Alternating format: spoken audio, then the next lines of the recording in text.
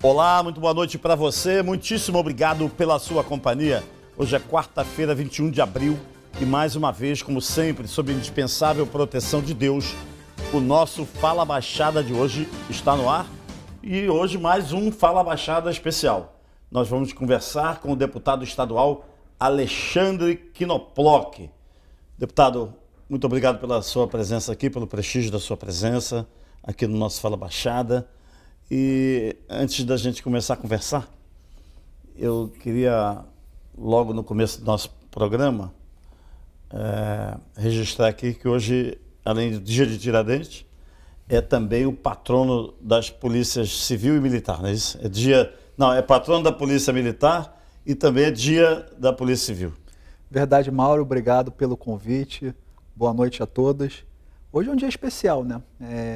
Eu falo que a Polícia Militar, a Polícia Civil, mas em especial a Polícia Militar, talvez seja a principal instituição do Estado do Rio de Janeiro, porque um Estado como o nosso, se não tivesse a Polícia Militar para nos proteger no dia a dia, talvez hoje isso aqui já teria virado um local de caos, né? Então, parabéns a todos os policiais militares, aos policiais civis também, e dizer que muito me honra poder estar na LERJ lutando pelas pautas dessas polícias. Pois é, isso eu queria falar com o senhor a respeito disso. Porque a Assembleia Legislativa são 70 deputados e deputados dos mais diversos lugares do nosso Estado, né? Uhum. E com pensamentos diferentes, né? Posicionamentos diferenciados. Isso é que faz o parlamento ter a essência parlamentar, claro, a discussão e tal. Mas lá na Assembleia, as informações que a gente tem é que o seu posicionamento inaugurou um jeito diferente de se fazer política no plenário, principalmente. É o seu modo claro e direto de tratar as questões levadas lá por todos os deputados e discutidas no plenário. É correto afirmar isso? Mauro, na verdade, eu não sou um político profissional. Eu venho da iniciativa privada. Militava na questão ali do meu bairro, onde eu morava, né, da Tijuca, como presidente de uma associação, e não pretendo morrer político, não é a minha profissão. Eu acho que quando a gente resolve estar na política, a gente tem de fazer o que acha certo, e principalmente sem medos, sem rodeios. Isso é muito ruim. A gente vê muitos políticos profissionais que têm medo de falar o que acha, têm medo de fazer até o correto, porque acho que aquilo não vai levar à reeleição. Eu sempre digo que quem deu a minha eleição foi Deus. Então, quem vai tirar ou quem vai reconduzir é Ele. A gente vai fazendo o que acha certo. No caso do ex-governador, do governador afastado Wilson Witzel, o senhor teve uma atuação muito presente ali. Primeiro que o senhor participou, de alguma forma, do próprio governo Witzel, né? Da campanha do governador Witzel. E aí, duas perguntas. Qual foi a sua atuação durante o episódio do afastamento do governador e se isso decepcionou, a atuação dele enquanto governador se decepcionou muito? Mauro, a gente tinha uma sinergia muito na área da segurança pública, né? Até porque ele, antes de ser governador, ele morava numa área no qual eu também estava. Então a gente tinha algumas ideias ali convergentes na segurança pública. E foi nisso que a gente atuou muito. Eu não participava de outras áreas. Aliás, até me causava um pouco de desconforto. Me lembro um dia que nós estávamos no Palácio e eu tinha uma boa interlocução. A gente começava a entender algumas coisas que estavam acontecendo. E ao tentar até alertar, ele disse num tom de brincadeira que eu era um deputado de baixo clero que não entendia muito da política. Então, depois disso, a gente resolveu deixar um pouco de lado e seguir o caminho. Eu tenho respeito pela história dele como juiz, um cara que saiu de 1% e se elegeu, não é para qualquer um, mas, de fato, as evidências são muito fortes, né? Então, acredito que, infelizmente, não tem mais retorno. Eu votei favorável pela abertura do processo e também pela criação do Tribunal Misto. E espero que a verdade venha à tona e a justiça seja feita. Agora, é correto dizer que o ex-governador Witzel, o governador afastado, ele se tornou uma pessoa mais arrogante depois de governador? Mais porque quem conhecia ele antes dizia que ele já tinha um tom, sempre já tinha um tom arrogante de ser, um jeito arrogante de ser. Mauro, eu não tenho como afirmar isso porque eu não tinha intimidade com ele antes. Aliás, eu também não tinha intimidade depois. Eu tinha uma relação franca. Eu não posso acusá-lo de nunca ter me recebido, sempre me recebeu no momento que eu achava que deveria ir lá conversar sobre qualquer coisa do governo. Esse acesso era livre, sim. Então, não tenho como afirmar se depois de eleito era, antes. Mas ele tinha ou tem, né, um jeito peculiar de ser, né, de uma altivez muito grande, talvez de uma autoafirmação muito grande, e isso acaba, para muitos, levando a questão de prepotência. E talvez possa, dentro do estado literal da palavra, ser prepotência, né? Mas não sei se anteriormente era. Agora, que ele de fato tem uma forma peculiar de tratar as coisas e as pessoas, isso não tem dúvida. Queria falar sobre a sua relação com os deputados. Por exemplo, você tem tido dificuldade na aprovação de projetos, de alguma da iniciativa, iniciativas inerentes do parlamento? Porque a gente sabe que, o nome já diz, né? O parlamento é para conversar, e quem não tem um bom relacionamento dificilmente consegue aprovar as propostas, as proposições. Você tem tido alguma dificuldade nesses 2 anos e pouco de mandato? Na verdade, todos os meus projetos foram aprovados. Sim. Até hoje. O único que foi um projeto de resolução, que era a CPI das universidades, esse não foi aprovado, teve até um embate muito acalorado, né, na Assembleia Legislativa. Naquela época, a gente queria a CPI por causa das questões orçamentárias, né? A UERJ com orçamento de 2 bilhões, e aí a UENF, a UESO. Só que veio a questão da pandemia e isso até perdeu um pouco o sentido, né? Agora, fora isso, todos os projetos foram aprovados, projetos importantes para o Estado. A gente teve um projeto importante ali na época da pandemia, que fazia com que as agências de viagem, as companhias aéreas tivessem que estornar o dinheiro na integralidade àqueles que tinham feito compras. Nós conseguimos também garantir o abastecimento dos mercados, onde limitava a quantidade de compra de álcool em gel, de coisas, de produtos essenciais de limpeza, e isso conseguiu garantir o abastecimento, além do calendário Rio de Janeiro a janeiro, que foi feito antes do momento pandêmico, mas é muito importante para a gente divulgar o Rio de Janeiro no exterior. A gente tem um calendário oficial das atividades do Rio de Janeiro. A gente também teve agora o Alerta PRI, que talvez seja um grande legado, que ele vem a ser um projeto que dispara SMS quando crianças estão desaparecidas, quando são registradas o registro de ocorrência. Então, a gente conseguiu fazer bastante coisa. Eu participei de bastante comissões, sempre tive um respeito da casa. Agora, é óbvio, tem deputados que têm muito mais cancha e também mandatos, né? E acabam tendo ali a sua vaidade exacerbada, né? Porque acreditam conhecer mais o parlamento, de fato conhecem, né? Mas acabam tendo um pouquinho de restrição aos novatos, né? Aos debutantes. Agora, esse projeto do PRI, as operadoras estão cumprindo a lei, as operadoras de telefonia? Então, a gente pediu essa semana para a Delegacia de Descoberta de Paradeiros levantar se teve algum caso após a sanção da lei. As operadoras, elas, de uma forma até muito triste, porque isso não acontece nos Estados Unidos. Essa lei, ela vem de encontro a uma lei já existente nos Estados Unidos chamada Alerta Amber, que existe em 121 países.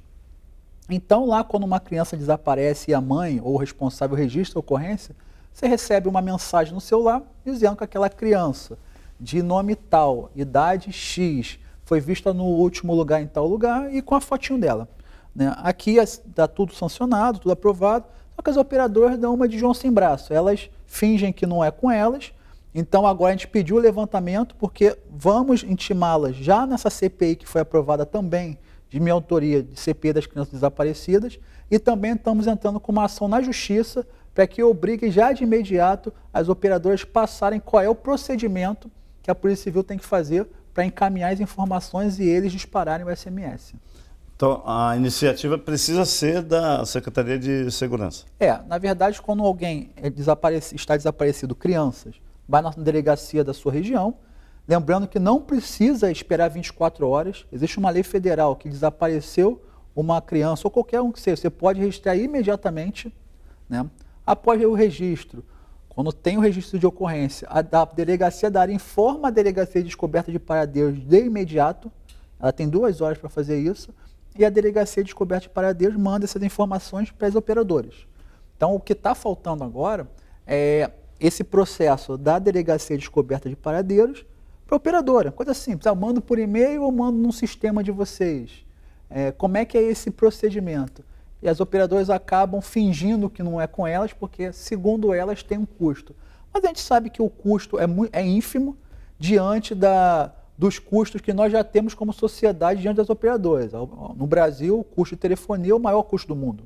Então, não cabe esse tipo de narrativa. Né? Agora, em razão do descumprimento por parte das operadoras, tem sanção prevista na lei? Tem, inclusive, além das multas, né, que podem ser aplicadas a elas, o juiz pode expedir, inclusive, a prisão dos gestores das operadoras.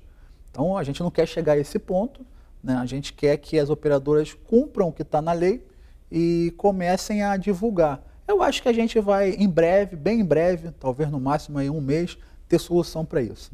Estou conversando aqui com o deputado Alexandre Knoploch.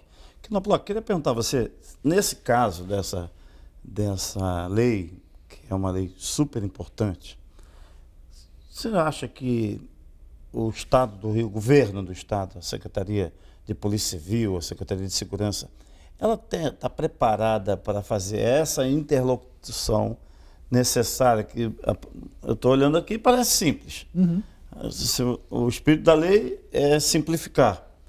Mas eles estão preparados para comunicar, levar a sério?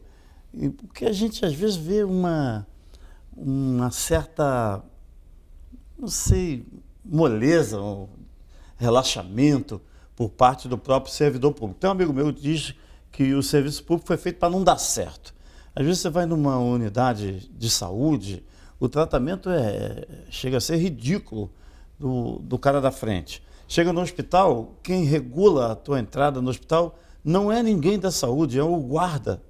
Hoje não tem oftalmo, não. Hoje não tem pediatra. O guarda, não, entra você. Isso é uma distorção no atendimento. No caso das delegacias também, em muitos casos, não. A gente conhece policiais e delegacias que funcionam muito bem, com muita atenção, mas muitos outros absolutamente descompromissados. O senhor concorda com isso? Mauro, concordo sim. Eu, particularmente, como eu venho da iniciativa privada, conforme eu te disse, eu tenho horror de fato ao setor público. É muito estranho para mim, hoje, estar ali na Assembleia Legislativa e ver algumas coisas, porque parece que quando se cria algo, se cria para não fazer. Tem lá o projeto de lei, ele é feito o projeto, é aprovado na LERJ, é sancionado, e depois aquilo parece que é só apenas um número.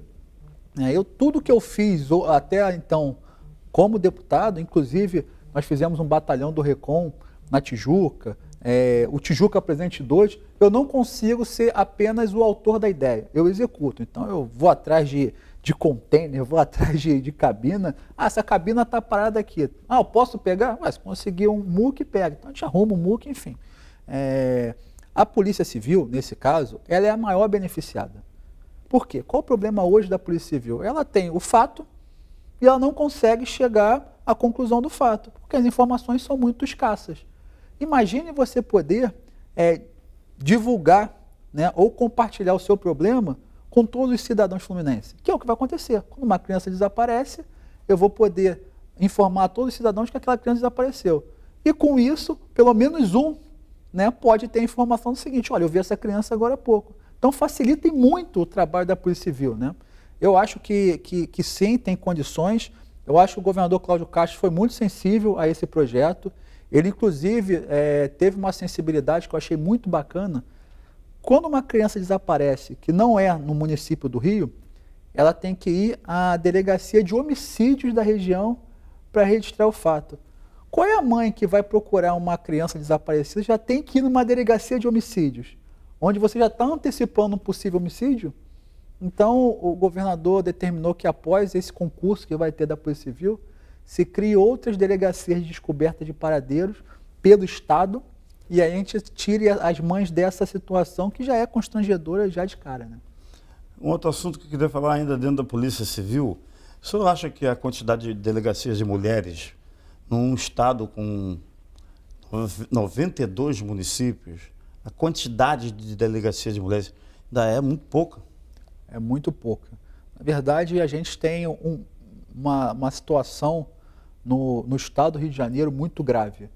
Achar que é ideologia ou que é besteira a questão do feminicídio e a questão das agressões a mulheres é, no mínimo, coisa de louco, né? Não é besteira. As mulheres, de fato, assim como as crianças, mas as mulheres, de fato, são vítimas muito de violência. Seja a violência física, como a violência também verbal, né? A violência moral. Então, temos poucas DEANs, sim. A gente precisa acolher e garantir segurança para as mulheres, e deixando aqui muito claro que o homem que faz isso não é macho em lugar nenhum, é um covarde, é um bobo, e geralmente os homens que fazem isso não têm essa coragem de fazer com outro homem, né? E sempre faz com mulheres e crianças. A gente está vendo aí agora o caso mais recente, né? Pois é, eu queria falar sobre esse caso. O caso do menino Henri, que foi, segundo as investigações até agora, assassinado, né? Qual é o seu entendimento a respeito desse crime específico? Mauro, eu sou cristão, eu tenho tentado manter a sanidade e o equilíbrio nesse caso, né? Mas o primeiro é o seguinte: esse rapaz que parece que cometeu tudo isso, né? O vereador Jairinho, primeiro que se cometeu, ele é um covarde. Ele, por exemplo, não aguenta 3 minutos de porrada com ninguém, né? Só basta ver pelo corpinho dele ali, mirrasco. Mas como talvez queira mostrar que é macho, faz isso com as mulheres que estão com ele, fez isso com uma criança indefesa, uma criança de 4 anos. 4 anos. E a violência também moral que ele fez com essa criança, psicológica, a criança perguntar, mamãe, eu te atrapalho, isso é de uma covardia.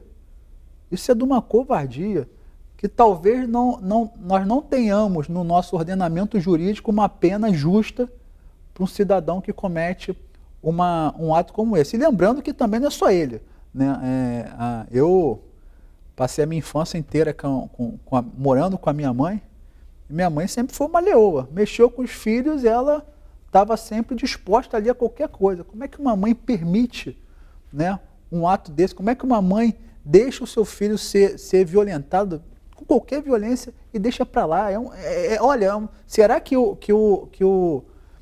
a sede por poder, a sede por bens é maior do que um amor ao filho? Realmente eu não consigo entender. Você enxerga ali um estado de cumplicidade dos dois, né? Na verdade, um atendia o outro dentro dos seus interesses, né? E aí, de fato, por serem dois desequilibrados, talvez a criança atrapalhasse, porque a criança envolve carinho, envolve amor, envolve respeito, envolve honestidade, tudo que eles não tinham ali, né? Deputado, o senhor é a favor da prisão perpétua ou da pena de morte para casos hediondos como esse? Eu sou a favor da prisão perpétua. A pena de morte eu não sou a favor, como eu disse, eu sou cristão e não acho que caiba o homem decidir pela morte de ninguém. Mas a prisão perpétua, sem dúvida. E se a gente conseguir fazer uma prisão perpétua com um pouquinho de trabalho e de sufoco para um caso como esse, não vai ser ruim, né? O preso trabalhar, é a tua opinião? A nossa Constituição veda, né, o trabalho obrigatório, mas deixar uma pessoa no cárcere gastando dinheiro público, né, e não retribuindo nada para a sociedade, é uma loucura, até porque a gente tem presos que têm condições de trabalharem em situações importantes para o estado do Rio de Janeiro. A gente tem obras inacabadas, a gente tem instituições precisando de reparos, a gente tem lá eletricistas, tem bombeiros hidráulicos, tem tanta coisa que poderia ser feito, inclusive abatendo a pena deles, ganharem salário para poderem manter as suas famílias. Então a gente tem a Fundação Santa Cabrine, que é o órgão hoje que tenta viabilizar isso, mas infelizmente a gente tem políticos que acham que não, que quem está ali é um coitado, é um desassistido, que tem que ficar lá pensando e esperando cumprir a pena. Eu sempre falo o seguinte, o trabalho ele ressocializa. Achar que o preso lá na cadeia, ele não tem que trabalhar, tem que ficar daquele jeito, ele vai se tornar um preso pior. E a única certeza do preso hoje é que ele volta para a rua.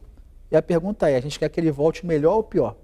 Se ele voltar pior, o problema é nosso. Quem vai pagar com isso somos nós mesmos. Se ele voltar melhor, melhor para nós mesmos. Então, o trabalho é muito importante.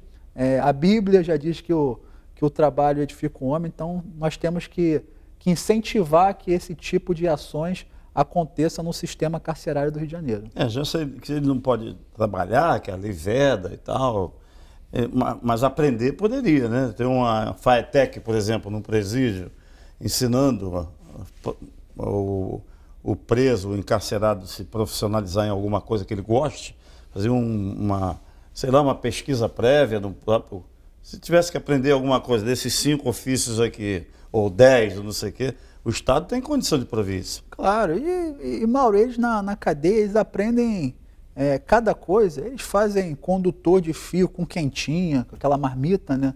Eles conseguem fazer com que drogas, celulares cheguem de forma mais inesperadas possível. Então, eu acredito que uma FATEC, por exemplo, ali, já que eles têm essa criatividade, vamos utilizar a criatividade para o lado bom.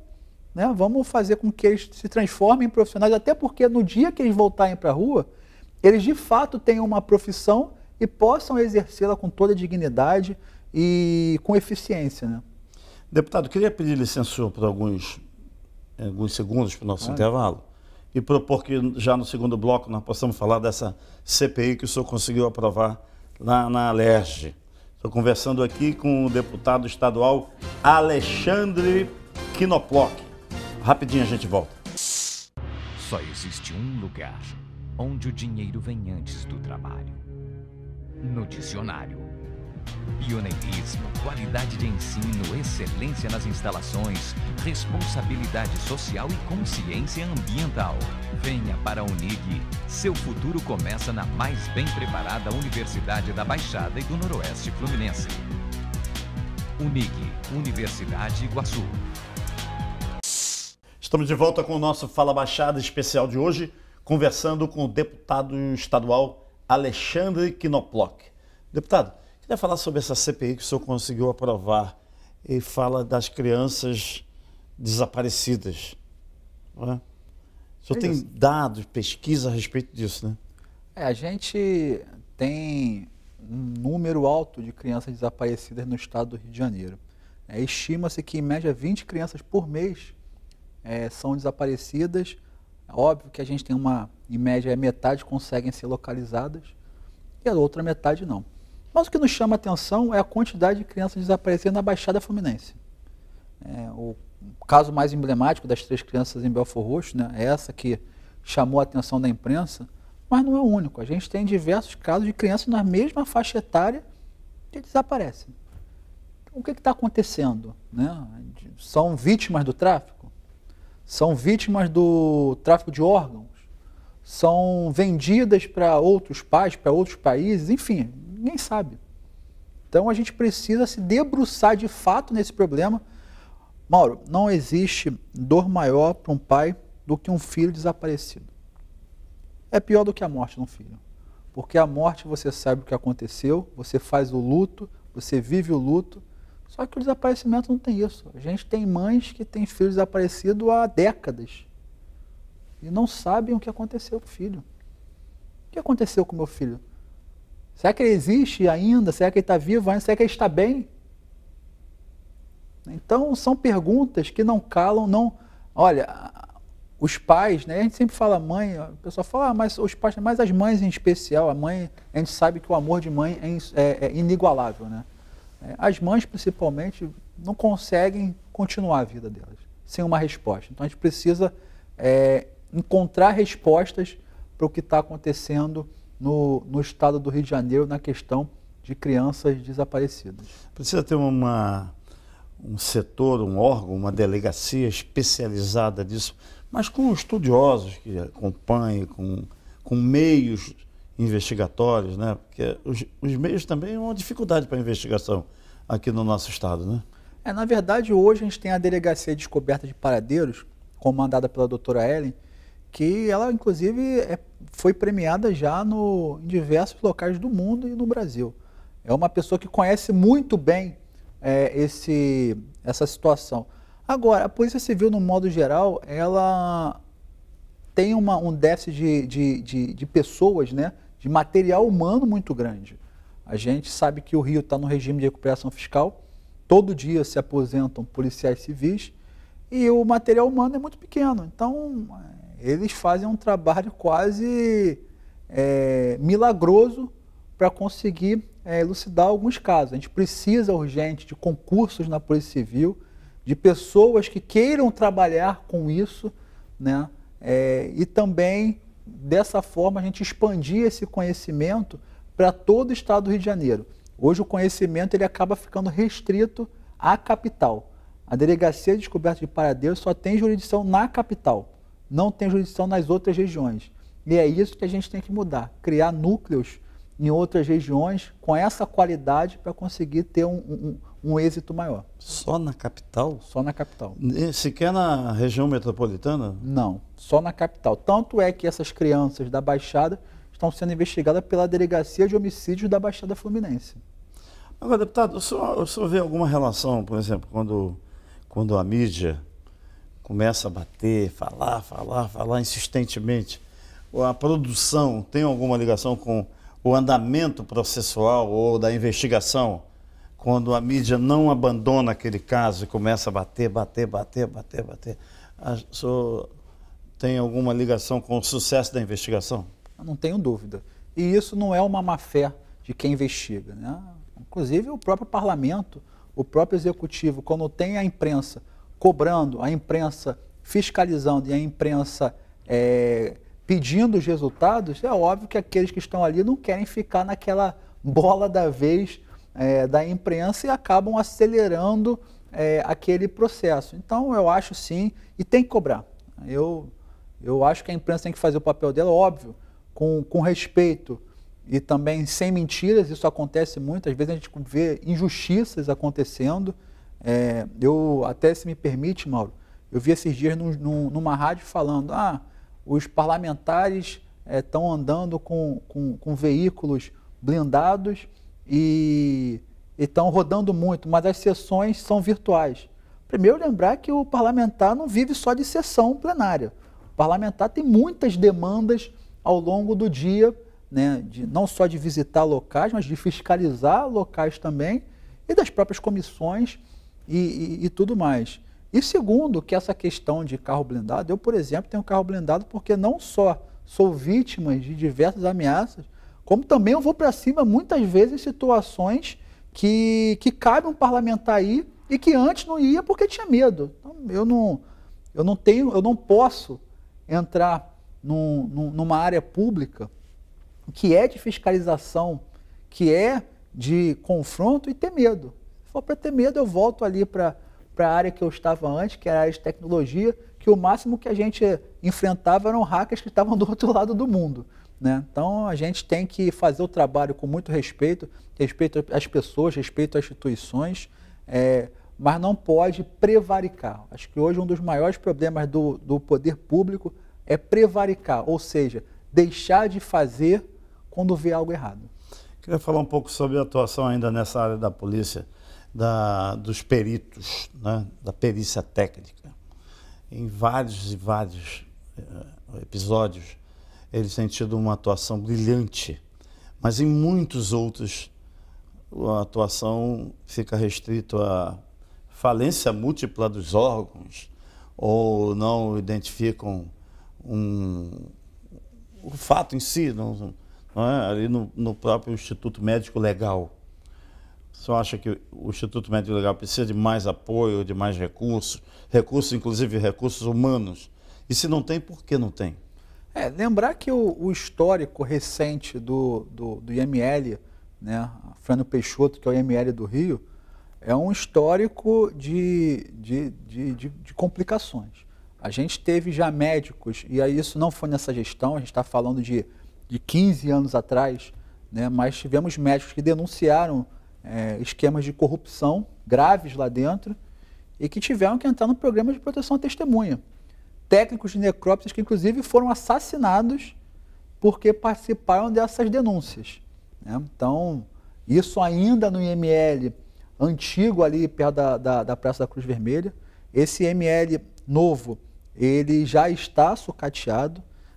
E óbvio que a gente também seria injusto botar a culpa na gestão da Polícia Civil, porque não é. A gente tem um Estado, um regime de recuperação fiscal, um Estado falimentar, que, aliás, muitas vezes, isso é uma das coisas que eu brigo muito, parece que os políticos aqui não fazem questão de trazer dinheiro novo para o Rio, querem continuar vivendo da mesma forma, só que o mundo mudou, o Rio também mudou, a gente precisa trazer dinheiro novo. Viver só de royalty de petróleo e só do ICMS das coisas que já tem não dão certo. Mas, enfim, a gente tem ali uma questão muito carente de material humano, mais uma vez, a gente tem poucos médicos legistas. Quando você vê algumas regiões sem médico legista, Teresópolis estava com esse problema, estava com o IML fechado. Mas por quê? Porque não tem médico legista. E aí não tem milagre, não tem o que fazer. O chefe de polícia não consegue pegar um médico comum e transformar ele em médico legista. Não tem médico legista formado. Exatamente. Ele não formou legista. Não tem.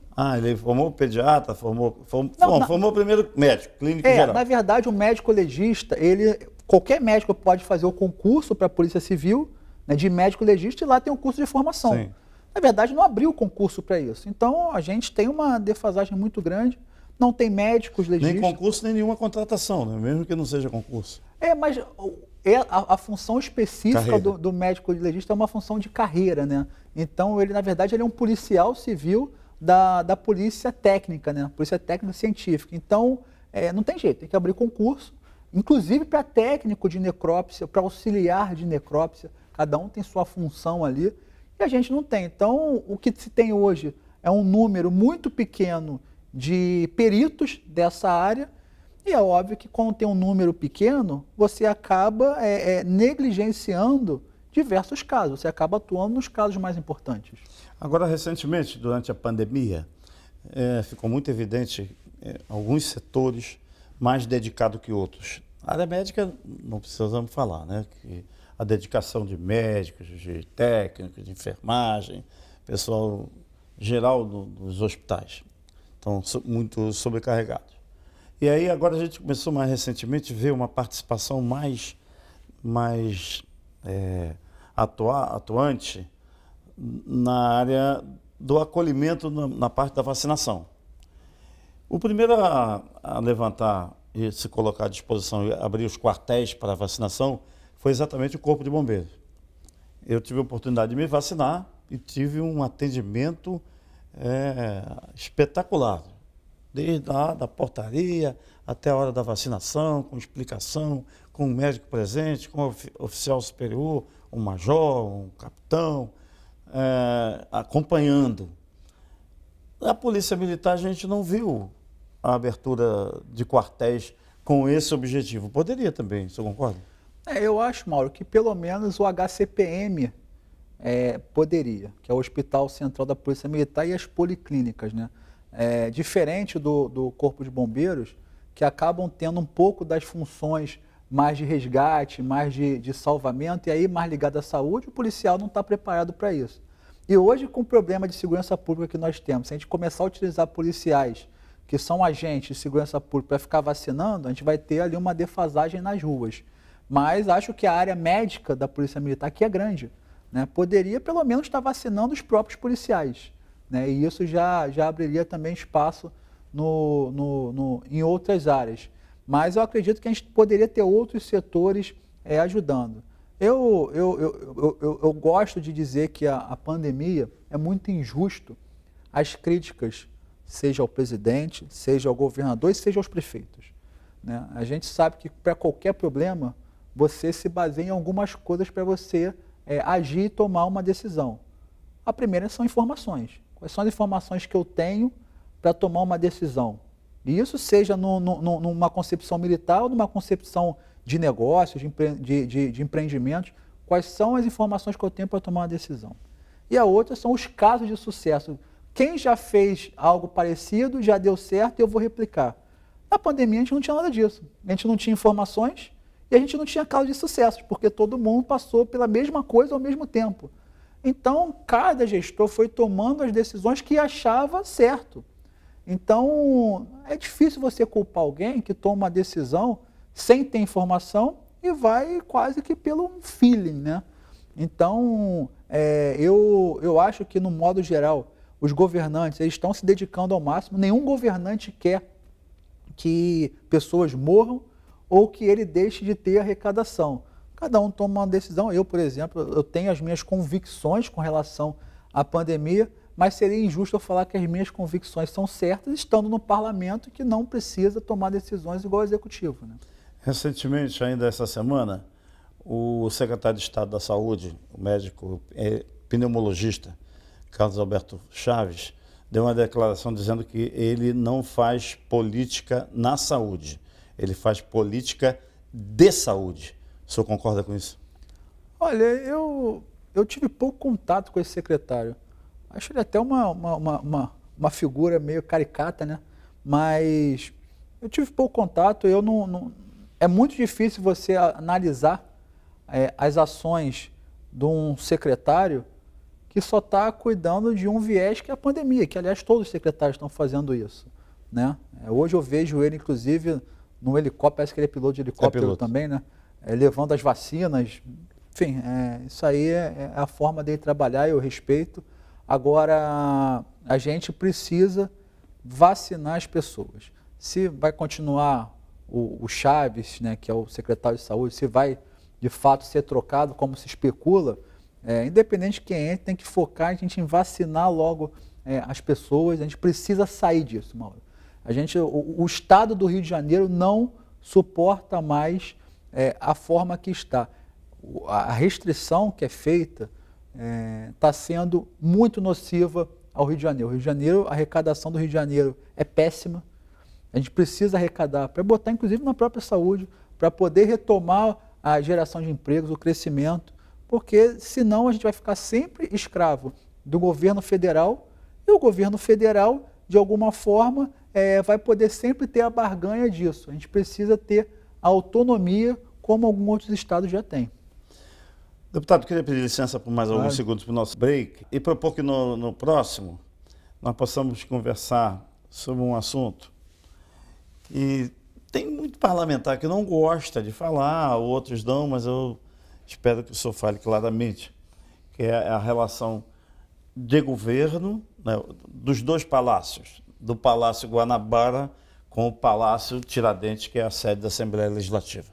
Estou conversando aqui com o deputado estadual Alexandre Knoploch. Rapidinho a gente volta. Só existe um lugar onde o dinheiro vem antes do trabalho. No dicionário. Pioneirismo, qualidade de ensino, excelência nas instalações, responsabilidade social e consciência ambiental. Venha para a Unig. Seu futuro começa na mais bem preparada Universidade da Baixada e do Noroeste Fluminense. Unig, Universidade Iguaçu. Estamos mais uma vez de volta com o nosso Fala Baixada especial, conversando aqui com o deputado estadual Alexandre Knoploch. Deputado, a relação governo, governador Wilson Witzel, governador afastado, com a Assembleia eram... O vice-governador, no exercício da governadoria, inaugurou um jeito mais próximo da Assembleia Legislativa, isso é fato? A gente tem um diálogo hoje mais aberto com o Palácio Guanabara, né? Mas também tem de se deixar claro que o nosso vamos dizer, o nosso coordenador, né, o presidente André Ciliano, ele é muito habilidoso, ele entende bem as demandas dos deputados e consegue fazer isso com grande maestria. E o governador Cláudio Castro, assim como seus secretários, eles têm um entendimento que é preciso conversar. Não se governa sozinho nada, né? Então, acho que isso tem sido bem exitoso no momento. Só acredita que está perto da solução final do caso do afastamento do governador Witzel, não é isso? Só arriscaria um prognóstico? Acha que ele deverá ser cassado? Acho que é muito difícil isso não acontecer. Eu não sou membro do Tribunal Misto, a gente tem ali 5 deputados e 5 desembargadores, mais o presidente do tribunal, que vão avaliar ali a defesa. Pelo que eu vejo, e aí as informações que eu tenho são as mesmas que você tem, que a sociedade tem, parece ser muito difícil, né, se reverter isso.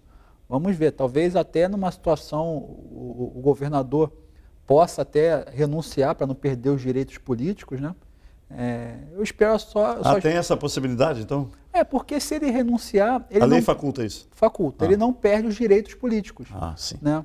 Então, acho que talvez possa ser um caminho para ele não perder os direitos dele, mas o que eu espero é que tenha fim logo, né? A gente passou metade dessa legislatura debruçada no impeachment. E isso é muito ruim para o Rio de Janeiro, é muito ruim para a sociedade precisa saber quem é o seu governante e precisa trabalhar em conjunto para que as coisas deem certo. Pois é, esse caso, por exemplo, uma solução que vem se arrastando, né, para finalizar. Acho que o Brasil tem muitas leis e muitos obstáculos a serem vencidos, né? E eu tenho um costume de dizer que os legisladores, os deputados federais e senadores, incluíram no ordenamento jurídico brasileiro 2 palavrinhas que pareciam, a mim me parece, que foram colocadas ali exatamente para a salvaguarda dos próprios autores daquela lei, das leis. As palavras são: cabe recurso. Só concorda com isso, não? Torna o processo praticamente interminável. E quando ele está perto de terminar, ainda tem outro recurso, que é o tal do recurso infringente. Tem os embargos de embargos infringentes. Eu acho de fato que o Brasil tem muitos recursos, né, no ordenamento jurídico. Mas também tem muitas injustiças feitas no judiciário, né? Talvez seja por isso que tenha tantos recursos. Talvez quando a gente conseguir ter um judiciário, principalmente nas instâncias inferiores, né, mais justos, a gente não precise ter tantas chances de reverter ali aquela decisão tomada anteriormente, né, tantos recursos. Mas, de fato, a justiça brasileira sempre cabe um recurso, né? Na relação das drogas, por exemplo, né, a gente vê em grandes centros, aqui no Rio de Janeiro não foge, né? Praças que deveriam ser para uso das famílias, a gente vê um time de usuários de drogas tomando conta das nossas praças e com a ronda policial no entorno. O policial já não... Ele vai para a delegacia, o sujeito assina um termo circunstanciado, é liberado. Mauro, eu acho que tem 2 questões. A primeira questão é que o brasileiro, e aí o fluminense, no modo geral, a educação dele é péssima. Ele tem um egocentrismo de achar que o eu é mais importante que o nós muito grande, né? Isso acontece em qualquer coisa. No ônibus, no transporte público, onde uma pessoa faz algo e não quer saber se incomoda o outro, por exemplo, sentar no meio do trem, sem querer saber se o outro vai ter que pulá-lo, como a gente vê, né? Ou numa praia que vai com uma caixinha de som e bota o som que ele acha conveniente para ele, mas numa altura altíssima, e os outros são obrigados a ouvir isso também. E nessa questão das praças é a mesma coisa. Muitos usuários de droga acham que os outros, por exemplo, têm que sentir o cheiro da maconha que ele está fumando. Eu sou totalmente contra drogas. Para mim, o usuário de droga, ele tem que primeiro ter o respaldo do Estado, caso ele queira tratamento, mas se ele for pego, ele deveria ter, de fato, uma punição exemplar. Coisa que na nossa justiça não tem. O policial não leva, e aí vem essa questão, o policial não leva, porque você pega um usuário de drogas, você leva para a delegacia, primeiro você perde o setor que cobre aquela região para fazer a segurança, porque o setor está na delegacia registrando a ocorrência. Aquele rapaz, ou aquela menina que estiver ali, vai assinar um termo circunstanciado e vai embora. Né? Então, não vai dar em nada. No máximo, se ele for prestar um serviço público, ele vai ter ali algum problema com isso. Mas o fato é que não dá em nada. E o pior, já sabendo que não dá em nada, o brasileiro, ele sabe que a Receita Federal do Brasil é a receita mais inteligente do mundo. Mas por que a mais inteligente do mundo? Porque o brasileiro sempre acha uma forma de burlar a Receita Federal. É verdade. Né? A Receita Federal dos Estados Unidos é mais simples porque as pessoas entendem qual é a regra. E aqui, com a questão das drogas, também acontece isso. Porque já entendendo essa regra, o que muitos traficantes fazem? Eles andam com um pouquinho só de droga, um pouquinho de trouxinha só para vender aquilo ali. Caso alguém queira mais, ele faz uma pré-reserva, vai no seu estoque, pega mais e leva. Ou seja, se em algum momento ele for abordado, ele é só um usuário, porque ele está com um pouquinho ali que não caracteriza de fato o tráfico de drogas, né? Então, esse jeitinho brasileiro funciona para tudo, funciona inclusive para situações como essa, e eu acho que a gente deveria rediscutir a questão das drogas no Brasil. Mais uma vez, aquele usuário, ninguém está livre de ter na sua família um usuário de drogas, ninguém. Eu tenho 2 filhas, inclusive minha filha pode ser. Eu não estou me eximindo disso. Agora, o Estado tem que dar condições para ela querer sair dessa vida, coisa que também hoje em dia não dá. Né? Então a gente não tem um Estado que dê a possibilidade de sair do mundo das drogas e também um Estado que não pune, ou seja, deixa Deus dará. Triste demais, né, deputado? Verdade. Deputado, infelizmente nós chegamos no final do nosso programa. Estou muito feliz de poder receber o senhor aqui, muito honrado. Obrigado. Quero colocar nossas câmeras inteiramente à sua disposição. Obrigado, Mauro. Obrigado pelo carinho, pela atenção. Obrigado a todos que nos assistiram. E espero poder contribuir cada vez mais com Fala Baixada, com a Baixada Fluminense e com o Estado do Rio de Janeiro. Obrigado, deputado Alexandre Knoploch.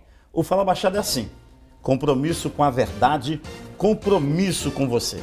Muitíssimo obrigado pelo prestígio da sua companhia. Um grande abraço e até amanhã.